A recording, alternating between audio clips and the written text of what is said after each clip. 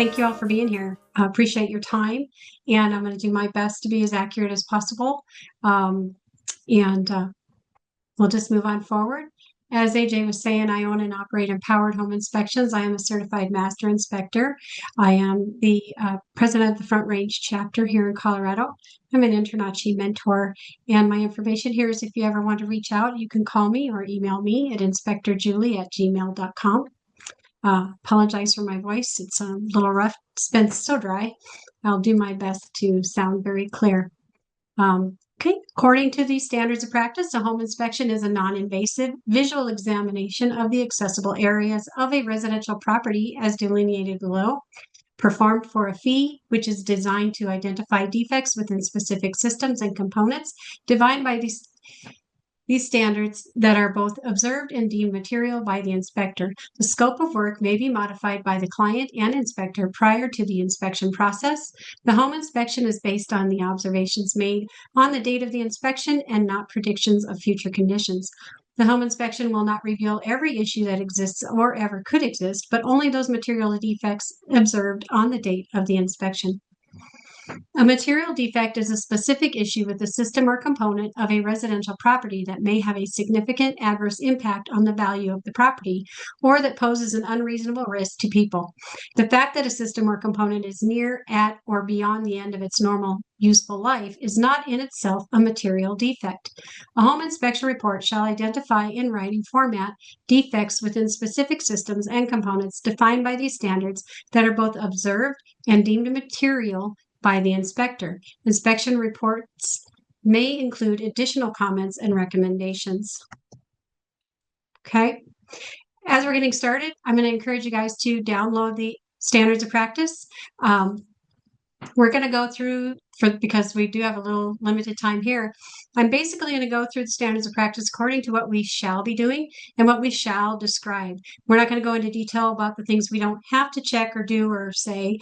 That's something I encourage you to get these standards of practice. Like I said, download it, and I would print it out. And I would highlight everywhere it says the inspector shall describe. Make sure that's getting in your reports, regardless of what type of platform you're using for your reports, or program rather. Just make sure that you are documenting the things that you're supposed to be documenting according to the standards of practice. Another thing is a lot of inspectors will go outside of that standards of practice.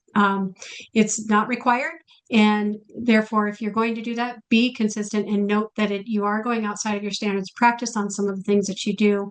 I just encourage you to be familiar with your standards of practice. Make sure that they are in line with your agreements so that everything is clear on that. Okay, key terms that you're going to want to pay attention to as you're doing your inspections. Are things accessible? If they are not, that's okay. You just document, okay?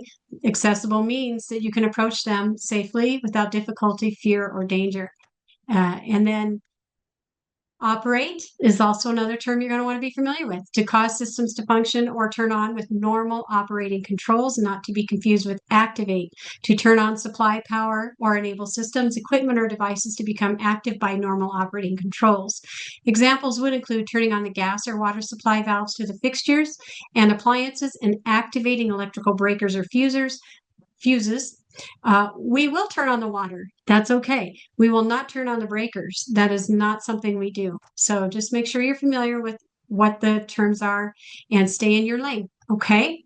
As you're approaching the property, it's really good to pay attention to what's going on in the neighborhood. In our area, we have a lot of radon, so I'm watching for other houses that might have systems installed, so I know it's important to encourage that for my client to have done. Avoid parking in the driveway. You don't want to be dripping oils or whatnots. Also, it's just respectful to leave that for the future homeowner or realtor, that kind of thing. Okay.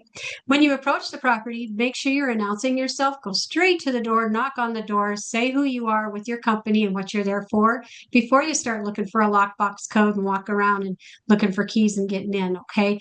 Announce your presence. It just shows a good professional approach, lets people know you're there. If there are anybody there, if there is anyone there.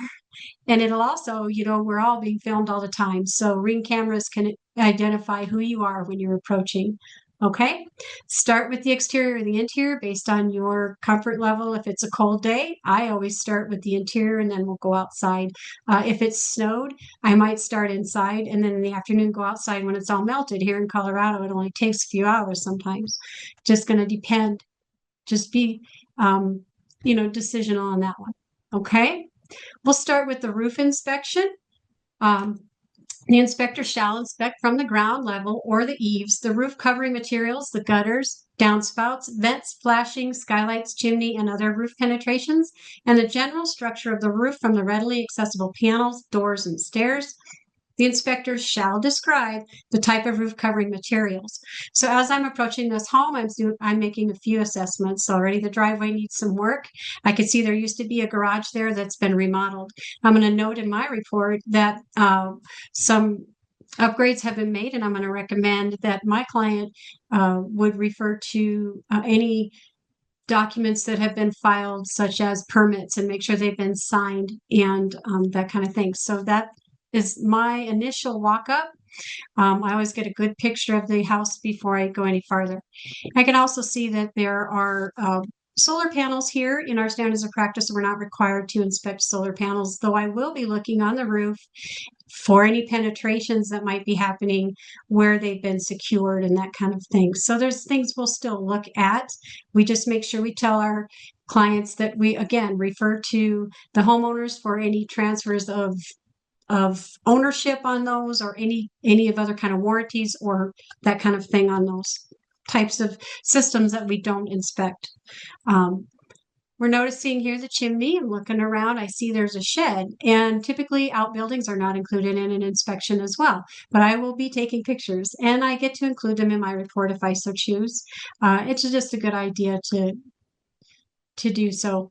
We see the gutters are full here and there's branches. These things will document. Again, I'm going to look at the solar panels and just note that they seem to be secure. In my mind, I'll note that, not on the report. On the report, I'm just going to say they need to inquire with the homeowner on these, unless there was a problem. Now, see, then I will document that. Okay, I didn't see any bird nests or that kind of thing. Remember when you're walking on the roof to always back away when you go towards the edge. If you feel comfortable going up close so you can get pictures of the filled gutters, just make sure you're backing back up before you turn around and walk away. Okay, good safety tip there. We're looking at where the solar panels were attached to the rooftop. Here we could look at the skylight, make sure the flashing looks good.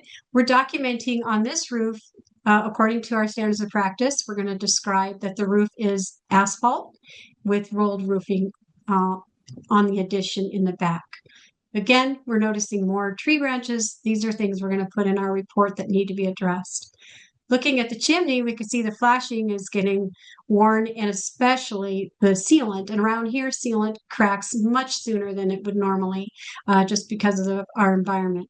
So it's almost a given to always have that. It's good to have a faraway picture and then also a close-up picture. The other way it goes, if you take a close-up, better take a far away too, so we know what we're talking about here. It's just helpful. And one more picture is not going to hurt anything. A little bit about ladder safety. Okay. We got our spokesperson for Empowered over there. She was helping me fix the swamp cooler for the neighbor. But 4-to-1 rule. Okay. For every 4 feet up, your ladder needs to be 4 feet out on the bottom on the ground. Okay. And then 3-point contact. If you do have to carry something, be very cautious. Try to strap it on you or something like that. You should always have at least 2 feet and one hand, if not both, on the ladder. 3 feet above the roof surface is required or requested for safety. I just kind of go 3 rungs above the gutter. And then also please clamp your ladders, even on a good clean day, dry day, not windy, whatever. Always clamp your ladders, just a safety thing. Okay. Then we'll go to the exterior. All right. The inspector shall describe the type of exterior wall covering materials. The inspector shall report as in need of correction any improper spacing between intermediate balusters, spindles, and rails. Well, this property didn't have any staircases, stairways, or any of that kind of thing. So I don't have anything to report on that. Instead, we're looking at the siding. I'm documenting that it is a brick siding. I can also tell there's a crawl space because if you look at the picture down on the right, there's a vent. So that's cueing me in. There's a crawl space I'm going to have to get into soon. Looking here at the siding, realizing there's bushes touching the siding. We don't want any vegetation touching the siding. I don't care what it is. And so we always document that as a concern. All right. And here's a closer look. You can kind of see where the mortar has been cracking. So there's evidence of movement. This isn't terribly bad. It's common, especially in Colorado. And I will recommend that this gets repaired. Okay. Also, there's dry kindling, as we say it, but this will need to be cleared away. It's a fire concern to have this kind of debris up next to the siding. Okay.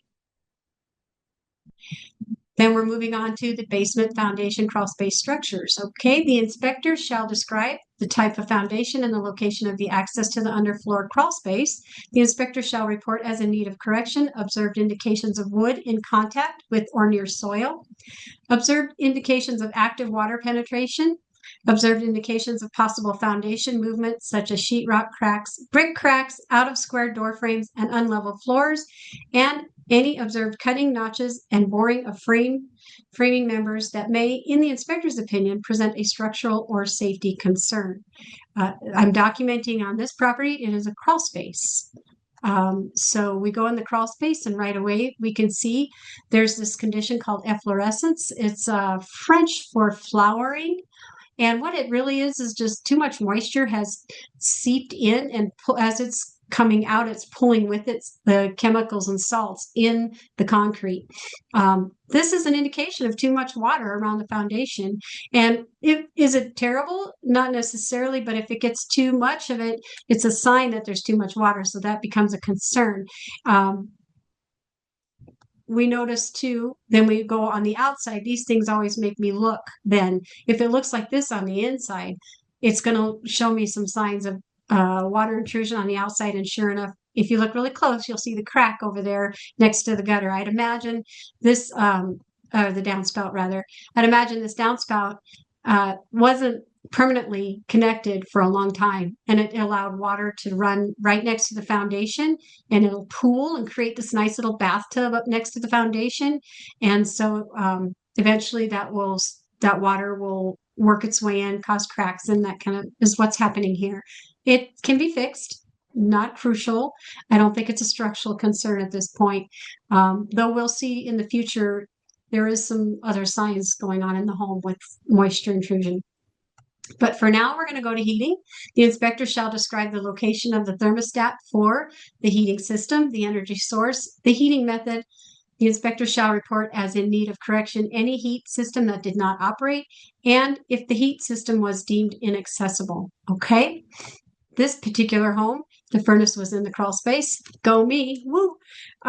So we can see that there's been a leak of condensation, whether it's not properly venting or if it's been collected because it's not properly insulated. It's going to need to be looked at by an HVAC professional. So I don't have to decide what or why. I just know it doesn't look right. It's not supposed to be there. I'll document my observations and recommend an HVAC contractor. Okay. I like to take a picture of the filter and how you access it because that helps my clients know, hey, you got to take care of that, but also what size they're going to need. They can look that in their report before they go and just remind them to check that every 3 months. That's just an extra. We're not required to take the covers off of these furnace units, though our clients like to know how old they are, and the only way to tell is to take the cover off.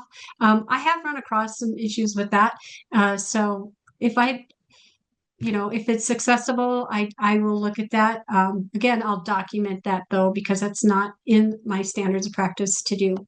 I also like to note in our standards of practice, we do have to describe the location of the thermostat, the energy source, and the heat method, remember. So this is the energy source is electric, heat is gas. So that's what I document. And then I have circled those emergency shutoffs for my clients so they know. In case of an emergency, that's where they got to go. And then the thermostat I've documented is on the wall. I don't have my far away picture, but it's in the hallway. It's a small enough house. It's easy to tell. Then we'll go on to the cooling. And, there's restrictions with that. If the weather's too cold, you don't want to operate cooling equipment because you can cause damage. So we document in our report that we don't test those um, and when the temperature in here, it's 65 degrees or less. So according to the standards of practice, the inspector shall describe the location of the thermostat for the cooling system and the cooling method. The inspector shall report as in need of correction any cooling system that did not operate and if the cooling system was deemed inaccessible. All right, this cooling system is an evaporative cooler. It's in some sad shape. It's very rusted out.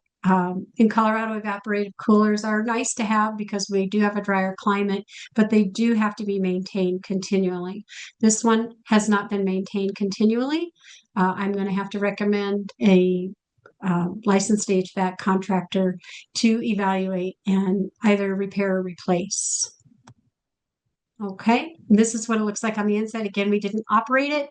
The knob for it is down there. I just take a picture of that to show my client and also for my records. Okay, we'll move on to plumbing. The inspector shall describe whether the water supply is public or private based upon observed evidence, the location of the main water supply shutoff valve, the location of the main fuel supply shutoff valve, the location of any observed fuel shortage system, and the capacity of the water heating equipment if labeled. The inspector shall report as in need of correction deficiencies in the water supply by viewing the functional flow in two fixtures,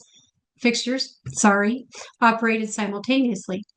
Deficiencies in the installation of hot and cold water faucets. So hot better be hot and cold better be cold. Active plumbing water leaks that were observed during the inspection, and toilets that were damaged, had loose connections to the floor, were leaking, or had tank components that did not operate. That's a mouthful. And plumbing, I believe, has the most that we have to document in our reports on. Tell you how important that feature is in a home and how much attention it deserves and probably doesn't get enough of. So anyway, in here we have the water heater. I'm documenting that it is in the closet near the kitchen. This water heater, there is a crawl space, as I was saying before, so it's in a closet. And I'm looking at the TPR valve according to my standards of practice. That's where that copper pipe is. And everything else seems to be pretty nice in here, okay. But I do notice it's missing the pan, okay. It's good to have a pan under the water heater here because then it will protect the floor should it ever leak. We don't necessarily have to have seismic strapping. You may need that in your place, in your state.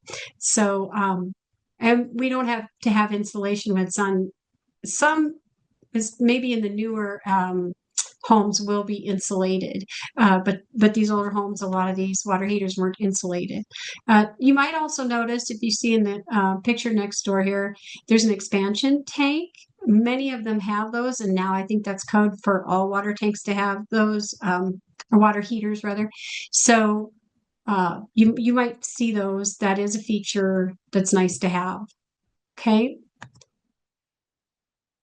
Then I go in the crawl space. Woo, go me. I have lots of fun in the crawl space. And the water shutoff valve was way over on the other side. They always are on the front of the home, mostly because that's where the main water comes from the service, city service. Here anyway, it's always in the front of the home. So we almost know if we get the crawl space access is in the back, we're determined to go all the way to the front. I did crawl in there and go all the way and take a better picture, but for time's sakes, I just put that one in there. And we also look around in the crawl space to make sure everything looks good in there. This is the gas shutoff. Okay, we document where that is, just in case. Most of the time, that's a city only. That's not for homeowners to turn the gas on and off there if they had to. We're documenting then inside now, there's a leak under here, and it's leaking in two places actually. So I've marked that in red because it's an active, well, when I say active leak, when you fill the sink, it leaks. So it's not really active. If it was an active leak, it would be one of those shutoff valves behind it. If they were leaking, that would need immediate attention. This one, as long as you don't fill that sink with water, we're probably okay. But the other thing is the drain stop in the other picture, you'll see in the middle, the sink in the the drain stop wasn't working. So you can't fill the sink and it'll just leak anyway, which is not a big deal. That's a small adjustment. However, the leaks that I found here will need to be addressed as soon as possible because they're also causing damage to the shelf here. So we let them know. The toilet tank looks fine to me. We noticed that the shower was leaking. Okay. And dishwashers by nature have a high loop in the back of them. Most of them should. We can't see that, so we always like to document. If we don't see a high loop under the cabinet, we're going to document that it needs to be. So they just need to take that little hose there and go on and attach it up farther, closer to the sink basin there. That'll fix that problem. Okay, and we're on to electrical. The inspector shall describe the main service disconnect's amperage rating if labeled and the type of wiring observed. The inspector shall report as in need of correction deficiencies in the integrity of the service entrance, conductors, insulation, drip loop, and vertical clearances from grade and roofs. Any unused circuit breaker panel opening that was not filled. The presence of solid conductor aluminum branch circuit wiring if readily visible. Any tested receptacle in which power was not present. Polarity was incorrect. The cover was not in place. The GFCI devices were not properly installed or did not operate properly. Evidence of arcing or excessive heat, and where the receptacle was not grounded or was not secured to the wall, and the absence of smoke and or carbon monoxide detectors. Now that's a mouthful.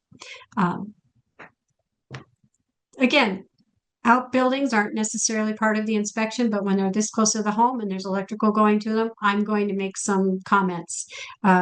We don't want any fire hazards going on and something we might have been able to avert. This home has two panels, one for the main service panel and the other for the solar panels. Again, we don't inspect the solar panels. We just encourage our clients to inquire with the homeowners on those. Okay, when we approached this panel, I noticed that the breaker had been popped. If it's popped, you don't reset it. You don't know why it was popped, and you don't want to be responsible for anything if there's a condition in the home that you're not aware of. Okay. However, I do want to note these are some of these breakers you can test. There's a little button. That's what that little blue dot is. And so I just tell my clients, make sure you're testing these from time to time. I've actually tested brand new ones and they don't reset. So, but that one was already that way. We're documenting that and we're moving on from that moment. Okay. The other thing I want to document here, of course, is the amperage, right? Based on the main shutoff, which you can see by that blue tab there. That's where the main shutoff is. So I'm documenting, I believe it was 150 amps on here. So we've got that documented. The light here wasn't working. We documented that. And again, in the shed, there was an outlet or two without the covers for the electrical receptacle. So we document that. And in the attic space, very common, especially in the older homes, there's wiring here. You have to look really close, but there is wiring here that just has wire nuts on the end of it. It needs to be in boxes, junction boxes, to be safe, okay? Even if there's wire nuts and it's taped, it still needs to be in a box. So we document those. This is fun. Again, it's a very old house, so it's going to be two-prong receptacles. And what they've done was they've taken out the two-prong near the sink and they put in a ground fault. That doesn't necessarily mean it is a ground fault, but that is an acceptable way of working around the two-prong, okay? The thing about that is you also need to then include arc fault on the panel or ground fault on the panel is another way around working around that. Okay. The side note, I left this picture here for you guys to see when you run into these houses with these smelly things. Just sometimes it's not a great idea to have those. And this particular one looked like it was burning up, so I left it unplugged. Okay, back to the shed. Again, another receptacle missing a cover plate. So there's a lot of insulation next to that sub panel. I was not impressed with that necessarily, but we talked about that. And again, it seems small, but we do need to document if the cover plates are damaged. So this outlet had a damaged cover plate. Missing a smoke detector. The bedrooms, according to current standards, every bedroom should have a smoke detector in it, and there should be one in the hallway, and there should be a carbon monoxide detector within 15 feet of every bedroom. So the only carbon monoxide detector in this 3-bedroom home, one of which was on the other end of the building, was one carbon monoxide detector in one bedroom. And so I have a picture of that, and I just documented that's not enough. They'll need more. Okay, we'll move on to the fireplace. The inspector shall describe the type of fireplace. The inspector shall report as in need of correction, evidence of joint separation, damage or deterioration of the hearth, hearth extensions or chambers, manually operated dampers that did not open or close, the lack of smoke detectors in the same room as a fireplace, the lack of a carbon monoxide detector in the same room as a fireplace, and cleanouts not made of metal, precast cement, or other non-combustible material. Okay. Again, we were looking at the chimney earlier, so we just popped this in our report because we could bounce around. The chimney cap is kind of deteriorated here. It's going to need some attention. You know, some of the cracks are old, and but we don't want to compromise that, right? We want this to last for a while. If this is the owner, this might be there for her home. They need to know that this will need some attention. So we'll recommend a certified chimney sweep. As we were looking too, we noted that, again, some of the mortar was broken down on here, and some moisture can get in there and that can cause damage to the sleeves. So we want to make sure we're documenting that. This is going to be documented as a log fireplace. It is not a gas log. It is an actual wood burning. That's how I would play wood burning fireplace. And in my standards of practice, I need to document the damper. So we're looking at the damper here. And we notice there is a smoke detector. Smoke detectors are really no good after 10 years. So this one looked a little bit old to me. As a home inspector, it's not our job to test those. Some do, some don't. It's totally up to you. Testing a smoke detector does show you that it does test. It doesn't necessarily show you that it is working properly. So I always tell my clients, the moment you move in, test all of those, make sure that they're up to date, and change them out every 10 years, change the batteries with the time change. Okay, just extra safety things. Didn't see a carbon monoxide detector, so I noted that. But did you notice in the picture there is a fire extinguisher? So I was happy to see that.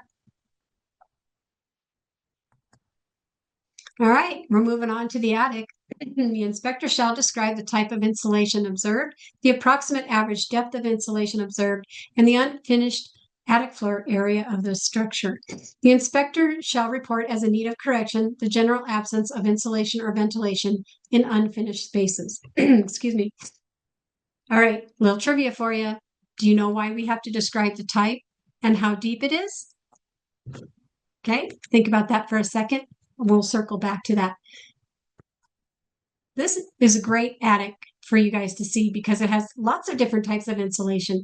Back in the day, rock wool was a great thing. It still is. Rock wool is probably the best in my personal opinion. That's not a professional opinion. But it really is a good insulation. That's the black stuff, the black colored. If you look close in that picture, you'll see we're missing some insulation in some of this area. So we'll document that. And we're also seeing some fiberglass insulation. Excuse me, that's the pink. Okay. And then we also get to see a little bit of batt insulation. This is just added in. So we'll document that. We want to know how deep it is, and we want to know what type it is, because that's how they determine the R value. We don't determine the R value, but that's why it's important to document those things, because if there is a lack of insulation, that's how they'll know, if it's not enough. Okay, fun little trivia. Then we're on to doors, windows, and interior. The inspector shall describe a garage vehicle door as manually operated or installed with a garage door opener. The inspector shall report as in need of correction, improper spacing between intermediate balusters, spindles and rails for steps, stairways, guards, and railings, photoelectric safety sensors that did not operate properly, and any window that was obviously fogged or displayed other evidence of broken seals. Okay. This home, as we said earlier, didn't have a garage. If it did, I would document whether the doors were single or double roll up. And then I would document if they were powered by a garage door opener. Then I would go and test that garage door opener to make sure that it had the electric photo eye sensors, and I would also test those to make sure that as I put my foot underneath there when it's closing, that it comes back open again. If it doesn't, I'm going to document that as a safety concern. Okay. We'll document there's a pet door here. Some clients don't mind that because they've got pets themselves are moving in. So we do document that though, because that could be not only an energy loss, but a fire concern if there was a breach. So, and then I'll go back to that. There's holes in the screens here. Back when West Nile was a thing, that was a real health concern. Anyways, we should always fix holes in screens just to help us keep the critters out. Then we've got the screen door here. You can see has blue tape on it and the glass is falling. That's a safety concern. It's not the best picture, but that's what I snapped.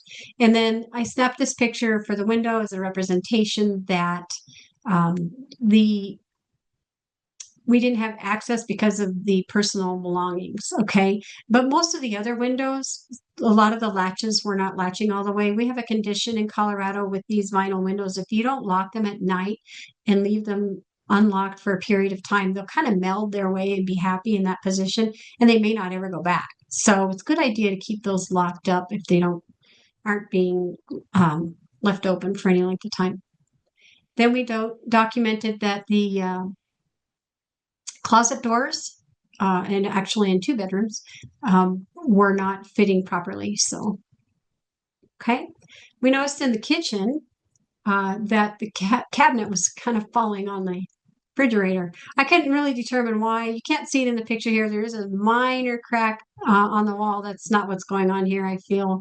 I don't know what made that get jostled like that. This is a crack on the opposite side of the wall. It's deep, more than I like to see. But remember, this is also on the corner where we saw that moisture, the efflorescence in the crawl space, remember? So there has definitely been some movement going on there. Then we go into the bathroom, and this is on a different area of the building altogether, and there's a minor crack there that was probably happened during installation of this type of wall. It's not porcelain tile. It's not ceramic tile either, but it's rather just a plastic facade type of piece. So it will definitely need to be sealed up, if not, replaced. But I always, leave that up to them to decide how they want to fix it. Anytime we have penetrations in the walls, they need to be sealed. Obviously, we get water behind there, and then we end up with all kinds of problems. And it may take a long, long time, or it may not. And we just don't want to take our chances. So I noted that there was missing sealant on these areas. The door here for the shower was falling. That's a safety concern. And then it will almost always in the older homes, see that the sealant around the sink is cracked. These are health concerns because water gets up in there and then mildew starts growing and then you don't feel good. Same with the caulking around the shower pan. I noted that it was mildewed. So, they're maintenance items, things people don't think about, but good to talk about. Okay, I'm glad we had time to get through the inspection. And I think it's important when you're doing your inspections, it's okay to tell your clients, I want to stay focused. I'm not trying to be rude, but I'm going to just keep working so that I can stay in a groove of things and not miss anything. And at the end of the inspection, we'll do our walkthrough. We'll talk about whatever you want to talk about. And that's where we are at right now. So if we have any questions, let's give her a go. Since vegetation should be removed if it's near the wall, in the report, would you recommend to be removed by professional, or since it's easy, you will recommend homeowner to take care of it? I do always have this conversation what their comfort level is. And absolutely. They just needs to be trimmed most of the time. Sometimes we'll see trees that have grown right next to the foundation, and we recommend those be removed. Again, it's at their comfort level. They can call an arborist, or they can have a landscape company do that, or a general handyman. It's important when you're doing inspections to be able to know, do I recommend a handyman? Do I recommend a licensed professional? Or do I recommend this is something you want to try at your own level? That's some of that is getting to know your client in a short amount of time that you can, what their comfort level is. So a good question. Hey, Julie. So we have some questions in the Q&A that'll make it a little bit easier than scrolling through all these. Perfect. There is one comment that I think would be really beneficial. Could you share an inspection report and just kind of talk about it and go through your inspection report? So here's my report for this house. Okay. Um, it's 84 pages. Whew, that's not bad for a house this age. So this is what it looks like in the beginning.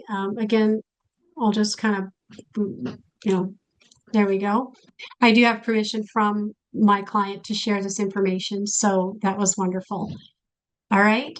This is how I write it up. I use Spectacular. I started this years ago, and I'm too old and stubborn to try something different. And it works really great, and the support's pretty phenomenal. So that's just my personal take on that. Uh, this is how the summary looks. I had some issues that I wanted them to be sure of right away. And when I tell my clients you might see danger, it doesn't mean like it's like a your house is bad or anything. It just means I need to grab your attention to make sure it gets taken care of. Okay. That's kind of how I do it. I'll just go through this. Um, there's a lot more that I did document, like in the crawl space, there was debris and there was the vapor barrier was not even covering all of the area, and a lot of it was damaged. There was moisture intrusion on it. These are all things I did document. Again, like I said, there are a lot of things I will say in this report that we won't cover because of time circumstances. I wanted to make sure you understood. We want to make sure we're getting in our things that we're supposed to do and we're documenting the things we're supposed to document. Okay. Aside from that, I want you to write all those other things that you find, right? You want to write down your observations. That's your job. I did write down, of course, the age of the home was 67 years old. You want to document the temperature and, you know, these things are helpful. All right. Any other questions while I'm kind of going through this?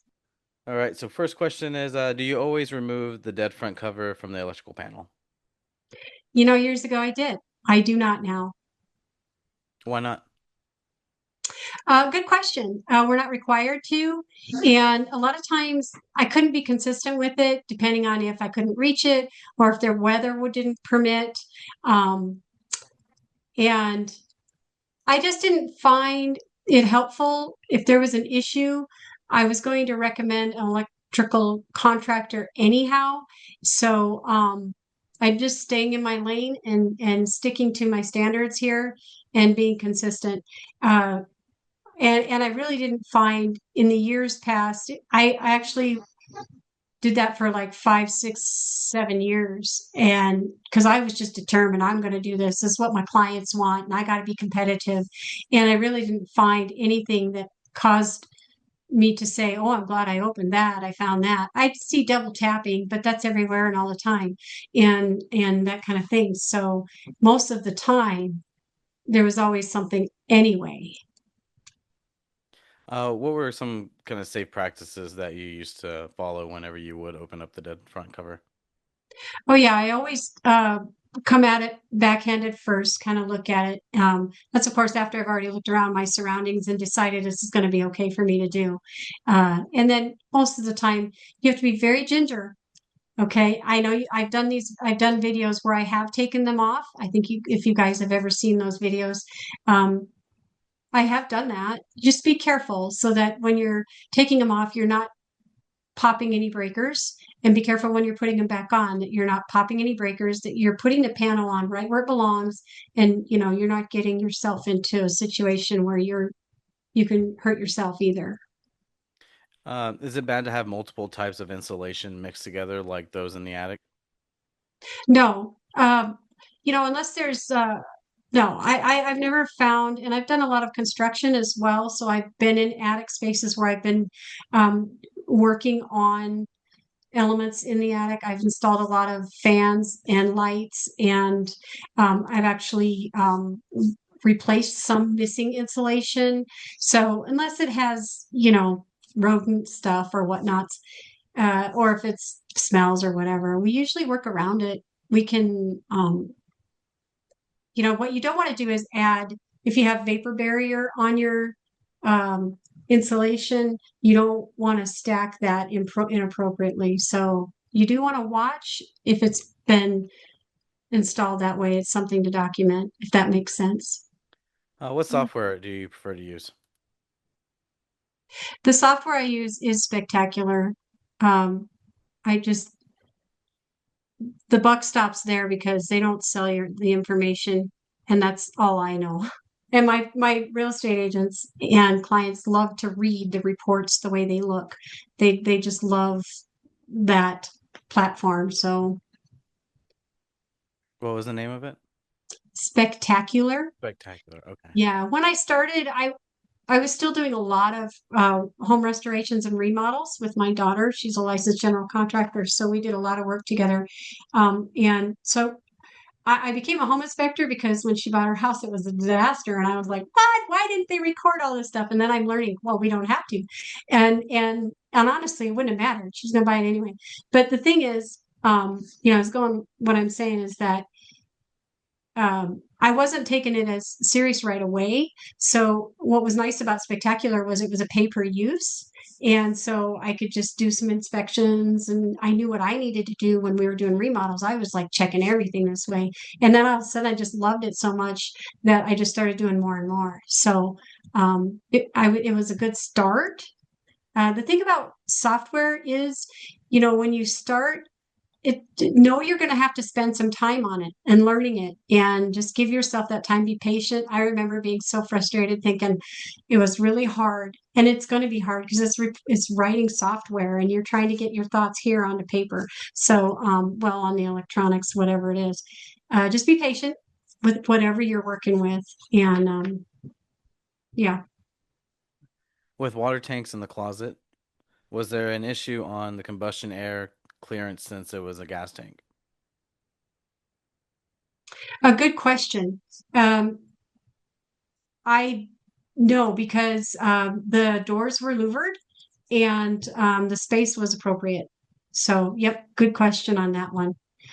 Though I think in our standards of practice, we're not required to determine if there's the proper amount of combustion air for the furnace or for the water heater, but that's important to look for. I hear the attic is the most hated part of the inspection. Is it the same for you? Any tips? Yeah, that's great. Yeah, because it can be so different. The attic doesn't have to be so awful. I have this awesome ladder that I can open and in one direction, and then I can open it long to reach the rest of the way. So that's helpful. I think that can be cumbersome. If you have attics that access that's in the middle of the room, you can't put your ladder against a wall. I don't know what makes that the most difficult, but that could be it. Just get yourself the best tool for the job, and then it won't be so daunting. And wear gloves so that you don't get the cover dirty, and have something to clean up the mess it's going to make. I know it's a bit of a cumbersome area to contend with, but really the only thing you're looking at when you're looking in an attic is making sure the rafters look good, the sheathing looks good, it's not moist up in there. You want to make sure that the vents are all venting out the attic, not in it. And then just documenting the type of insulation and how deep it is. Just try to keep it simple. I think sometimes it can be more than what it really is.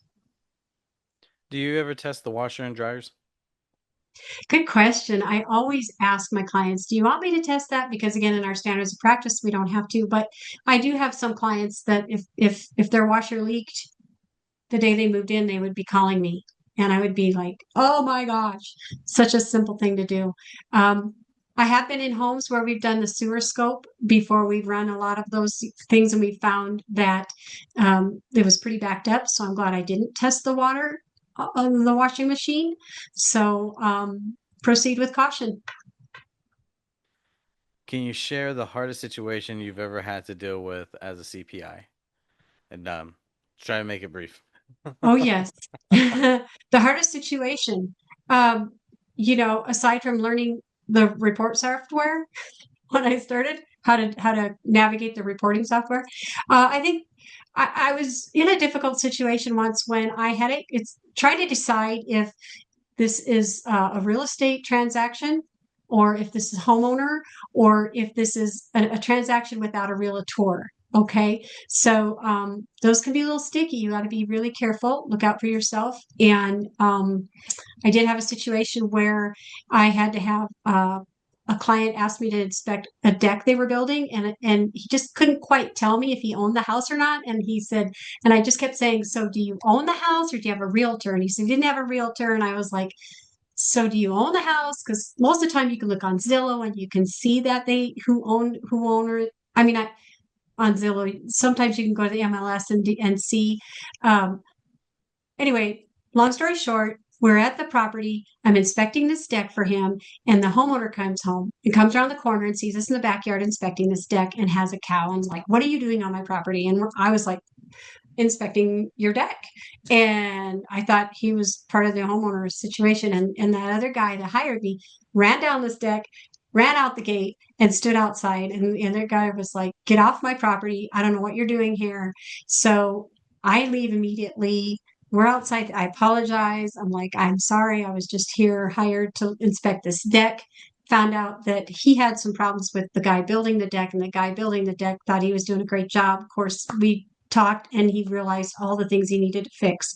So I basically told the homeowner that, "Look, it's a good thing he had this inspected, and now we know." And he was like, "Yeah, I don't ever want him on my property again." So that was kind of an interesting deal. Wow. Are there any roof types that you won't walk on? And can you talk about the hazards while walking on the roof? And try to Oh, make that brief as well. okay, sure. That's a good question. There, again, lots of great questions. I will not walk on concrete. I don't like to walk on, I don't know what's called, the plastic. Someone's going to help me with this. The plastic type of shingles where the support is actually on the end, not on the middle. You got to walk on the edge of it. And I don't want to cause any damage. I won't walk on a roof that has a really steep slope anymore. I used to do that. It was fun. Now it's not. And so if I don't feel comfortable at all, I'm just not walking on any roof. And sometimes, depending on how I feel, um, even if it's not a low slope roof, I'll just look at it with my binoculars or from the ground. So it depends.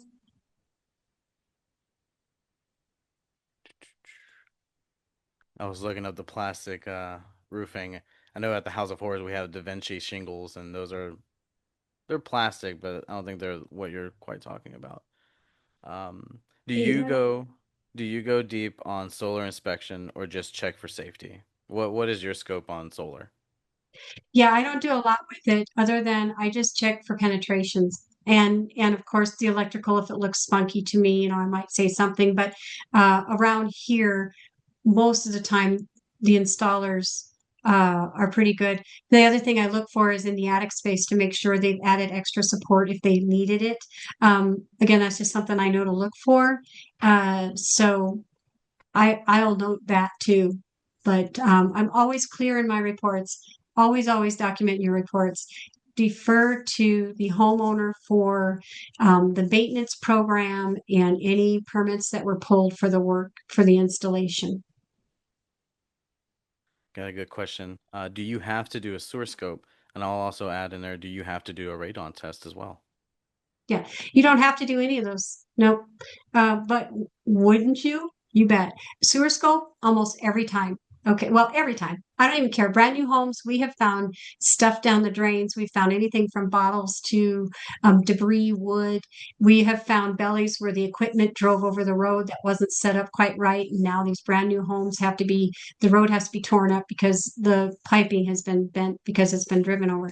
Yeah, every time sewer scope, every time. And I sublet that out.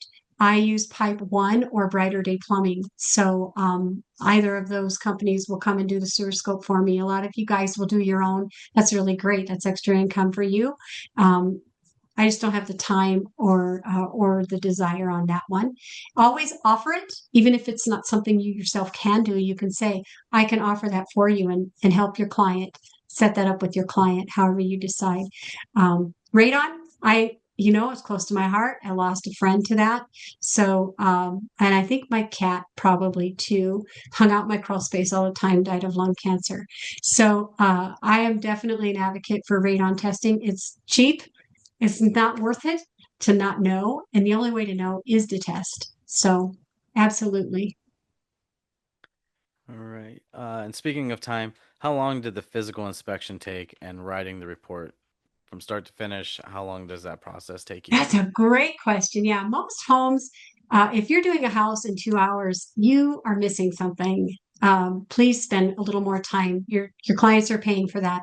So this property took me 3 hours, and then it took me another 2 hours, we're going to say, although that was right around the time they were having photo issues with software. We won't go into that. But anyway, it all got fixed. So it took me longer than usual. But I can usually do a regular size house in 3 hours. And then I go home and spend about an hour. And then it's good to walk away for half an hour, set a timer, do whatever you got to do, go outside, put things down, and then come back with your eyes, fresh set of eyes, and just look at your report one more time before you send it. But most homes take me overall about 5 hours um, inspecting and getting the report done. Do you fill in your report as you go or at the end? Also, how long? Well, same question. So, how do you fill in your report as you go, or do you just wait until you do it at the end of your inspection? You know, I most of the time a little bit of both, and so I will do as much as I can while I'm there. But I love to talk, as you can tell, and so I might get engrossed in talking with my client about something, and then I've lost a little bit of time. So then I just end up taking pictures and then I fill those in later. So I try to do as much as I can while I'm there. My program allows me to put in things like location of the bedroom. So it's good to do that while you're there because then you can say, upper floor, west corner or west front, west rear, east, whatever, ensuite, primary ensuite. I can document all that stuff so I don't have to worry about locations when I'm gone. And then I can put pictures in right where they're at. Um, and always take extra pictures, whether they end up in the report or not. It's really great to take like a whole room picture a couple times. A lot of home inspectors do 360 pictures. Those are awesome. I've contemplated that myself. So yeah, I do a little bit of both. This is a good question. So since you don't remove electrical panels, how do you know if there's any issues behind there? Yeah, I mean, I do have an infrared that I check for heat. If there's any breakers that seem to be too hot, I'm scanning that with my infrared. Um, that's a concern. Uh, you know, um, Usually if it's hot or that kind of thing, those are things that I'm looking for. Um, and then if there's issues inside the property where there's reverse polarity or those kinds of things. I always document those and have the system inspected by an electrical contractor. So just kind of gets thorough, remember our job is to be there as home inspectors. We need to be expert home inspectors. We don't need to be expert electricians or expert plumbers. If you have that in your background, kudos to you. That's awesome. Use it to your advantage. I always wanted to be a carpenter, so I know building science and I get that, and it's helpful. You can use those things, right? But remember, that's not your job. You're not there to be that licensed person unless it's in your agreement. Okay. And maybe in your state, you can do that. And that's okay. That's good. But if you don't know, it's better to just document and allow them the opportunity to have the professional in to look at that further that needs to. Don't be afraid to recommend that. All right, we only got a couple minutes here, so I'm gonna be a little pick and choosy on the questions here, guys. Thank you for all your questions. It was a great webinar, Julie. Thank you for your time. Yes. You can always tell when it's a great webinar when we can't get through all the questions. Here's a really Thank good you. one. What was your journey like from CPI to CMI? Oh, it was exciting. I didn't realize I'd made CMI as quick as I did. Yeah, it was a lot of fun. That's when I started. I joined a networking group so I could get more business, and I just had a lot of fun with it. I was getting all kinds of business. I learned that just real estate agents weren't my only people to be connected with. It was all kinds of people in all kinds of areas. So I was building my business, which was awesome. I was getting more experience with different home sizes and ages, and I'd already been in construction for years. So it was nice to be able to just kind of go in and not have to evaluate a house for what we were going to have to do to it. And yeah, it was a lot of fun. A lot of fun. And please email me with your questions if you want. I'll respond. All right, here's I think the last question that we have time for tonight, and then I'll give you some time to get your information out there for people to reach out. Um, where to go? Okay, how do you perform radon since you just spend 2 hours on site? Which kit or hardware do you use? Yeah, great question. I use the Radon Eye Pro. I think there's a Sun Dog or something like that. There's a couple of good ones out there, but I use Radon Eye Pro. And if I've been on the property in Colorado, you have to be licensed. So, but I'll be honest with you, the training that you get through InterNACHI is bar none the best, better than what they train you through any other program, in my opinion. So take that training for radon testing. But in you need to set your machine for a 12-hour delay to be compliant so that if you've been opening windows and doors for testing for inspections and things, I set my equipment up as soon as I'm done with the inspection. I'll set that up and set that timer. And then when I'm setting up my inspection in the very first place and I ask if they want the radon testing, I make sure I set up with the real estate agent. Hey, our clients want radon testing. I'll also need a second time to get into the property. I'll either set it up to get in there before 2 days before the inspection, or I'll set it up where I'm going 3 days after the inspection. So you just got to be aware of that little delayed time. Um, and I use Radon Eye Pro. I can set it up. I get the reports right away when I go to pick up the machine. Awesome. Do you have a slide with your contact? Do I have a slide? The very beginning slide. I was trying to get to the bottom of this just so you guys can see. Oh, on all your reports, make sure that you are documenting um, your business name, right? Let's see if I can do. Gosh, guys, you're challenging me. Hey. All right, let's see if I can get back to the slide that has my information. I am Inspector Julie at gmail.com, and my phone number is 303 501 5621. You're welcome to call, text, whatever.